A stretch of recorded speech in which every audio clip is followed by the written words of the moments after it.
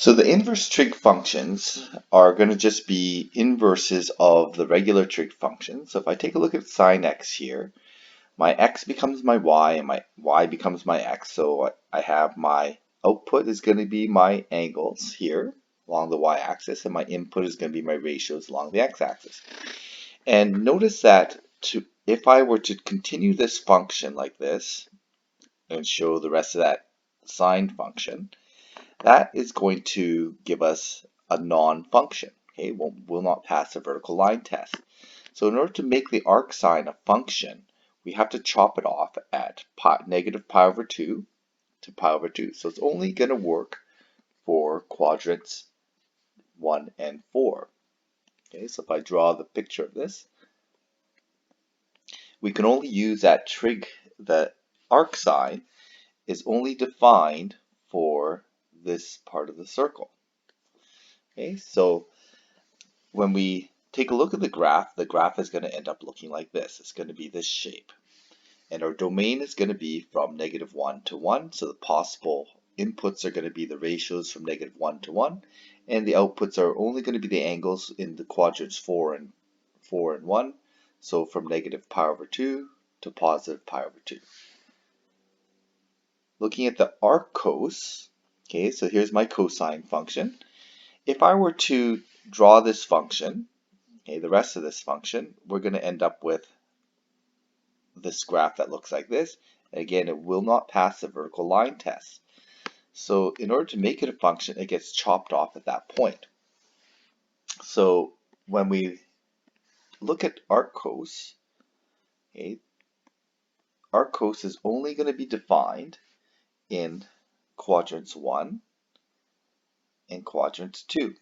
Okay, it's not defined when we get past quadrant 2. It's not defined in this area here. Okay, so then that makes the domain of this function. Okay, the input, again, remember, is our ratio now.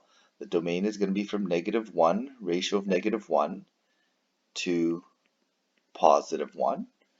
And the range is the angles. The only angles that we can get are then only in these two quadrants. So the angle range is going to be from 0 to pi.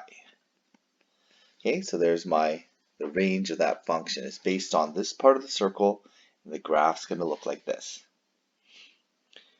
For the tan function, so here's my tan function. If I inverse it, I get a function that looks like this. Okay, so the tan ratio has an infinite output.